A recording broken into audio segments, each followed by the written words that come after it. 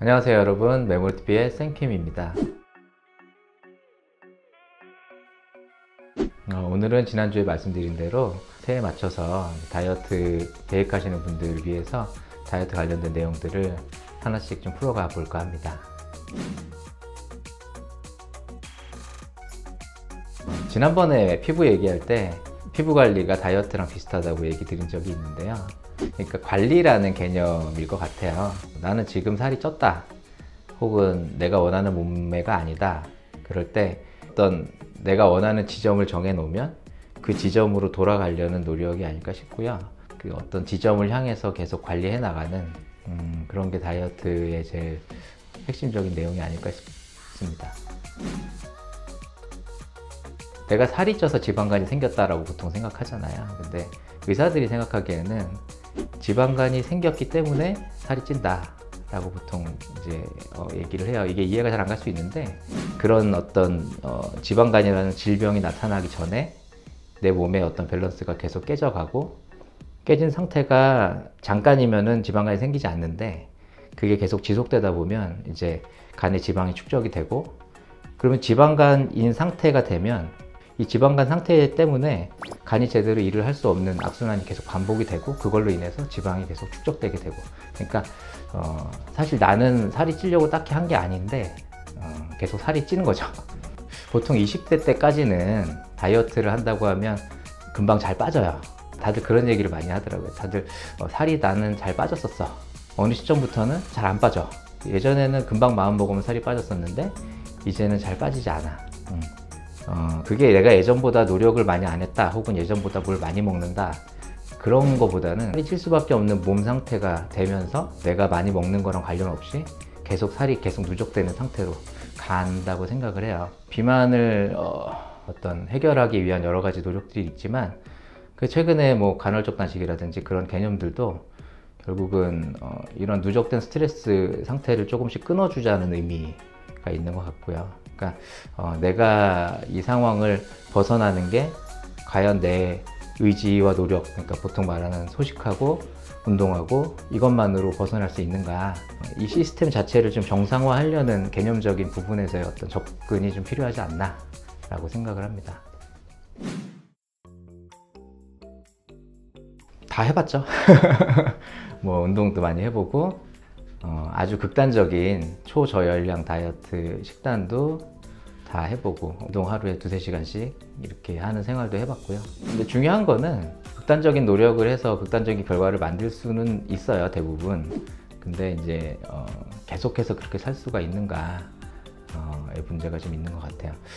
지금 다이어트를 시작함에 있어서 이제 새해가 됐고 나는 다이어트를 할 거야 라고 할 때 제일 가져야 될 제일 중요한 준비는, 그래서 내가 생활 속에서 뭘 바꿔서 내가 얼마만큼 건강해질 수 있을 것인가, 그러니까 내가 지금 살찐 이유가 도대체 뭐냐, 거기서부터 좀 출발을 해야 될 것 같아요. 이게 사람마다 다 달라요. 사람마다 살이 찌는 이유가 다 있어요.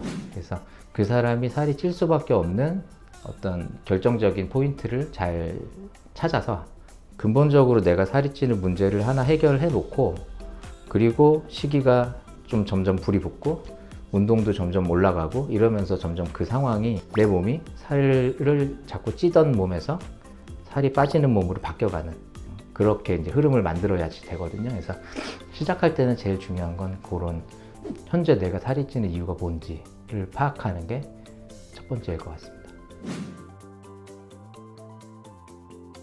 이 사람은 살 빼기가 참 어렵구나 라고 느끼는 3가지 정도를 생각한다면, 생활이 많이 불규칙하신 사람들, 그리고 음주가 잦은 분들, 혹은 탄수화물 의존도가 되게 높은 여성분들 정도가 아닐까 생각을 해요. 뭐 그 외에도 여러 가지 이유가 있겠지만 가장 좀 흔하고 교정이 좀 어려운 경우가 그런 경우인 것 같아요.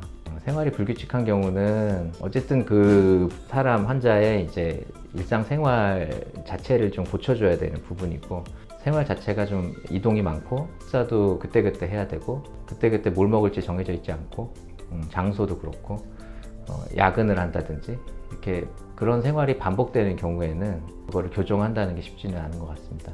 뭐 음주가 잦은 경우도 마찬가지 경우에 해당이 되겠고요. 이제 여자분들 같은 경우에 달달한 거 좋아하시는 분들이 많은데, 아침에 밥을 한 2숟갈, 점심은 밥을 안 먹고, 뭐 저녁에도 저녁이니까 안 먹고, 중간에 이제 배가 고프죠. 그러니까 중간에 간단하게 먹을 수 있는 빵이라든지 혹은 간단한 군것질거리 이런 것들을 그때그때 배고플 때 조금씩 먹는 식으로 그렇게 하는 분들이 생각보다 되게 많거든요. 정기 식사에 대한 어떤 밥을 많이 먹으면 살이 찔 것 같고 부담이 되고 안 먹어 버릇하다 보니까 위장이나 이제 장들이 먹었을 때 좀 불편감을 느끼는 경우도 있고 소화불량도 많고 그러다 보니까 이제 가볍게 먹을 수 있는 음식들을 자꾸 선호하게 되는데 몸에서 필요한 이 탄수화물이 적정 수준의 양이 들어오지 않으면 제일 힘들어하는 게 사람 뇌거든요. 그래서 사람의 머리가 적정 수준의 탄수화물이 들어오지 않으면 이제 자꾸 신호를 보내죠. 당 떨어졌으니까 뭘 먹어라. 아, 피곤하다, 힘들다, 집중이 안 된다. 뭔가 이렇게 신호를 보내서 먹게 만드는데 그럴 때 가장 머리가 좋아하는 어떻게 보면 강렬한 쾌감을 줄 수 있는 음식이 그런 이제 설탕류, 빵류 이렇게 흡수가 빠르고 혈당을 순간적으로 확 올려줄 수 있는 그런 음식들이 원하게 되는 거죠. 우리가 정말 뭐 당뇨가 있으신 분들 저혈당 왔을 때 사탕 주는 것처럼 특히 머리는 순수 당분 포도당만을 사용하기 때문에 그런 상황이 됐을 때 이 머리에서는 이제 자꾸 신호를 보내게 돼요. 습관적으로 계속 그런 음식을 찾게 되는 거죠, 이제. 이 사람이 만일에 정규 식사를 제대로 했더라면 그런 음식에 대한 욕구가 훨씬 떨어질 텐데 그게 이제 흐름 자체가 그렇지 않은 방향으로 가고 있는 거죠. 그래서 보통 다이어트 할 때 저희가 군것질 하지 마세요. 밀가루 음식 먹지 마세요. 이렇게 얘기를 하면 되게 어렵고요. 챙겨 먹을 거를 잘 챙겨 드세요. 이렇게 얘기하는 게 더 현실적이거든요. 그러니까 필요한 게 들어왔으니까 내 몸에서 좀 그렇게 원하는 게 좀 덜해졌어. 이렇게 끌고 가야지. 그거 하지 마. 이렇게 되면 습관적으로 밥을 먹어버릇하지 않았던 분들은 굉장히 적응하기 힘들 수 있어요. 그래서 이런 이유들에 대해서 담당 의사 선생님이라든지 혹은 전문가들하고 좀 상의를 할 필요가 있는 것 같습니다. 본인이 어떤 상태인지 그런 거를 원하고 있는지 해결 방법이 뭔지 이런 것들을 좀 상의를 해서 전략을 잘 세우면 좋을 것 같습니다. 여기까지 메모리TV의 쌤킴이었고요. 다음에 만나요.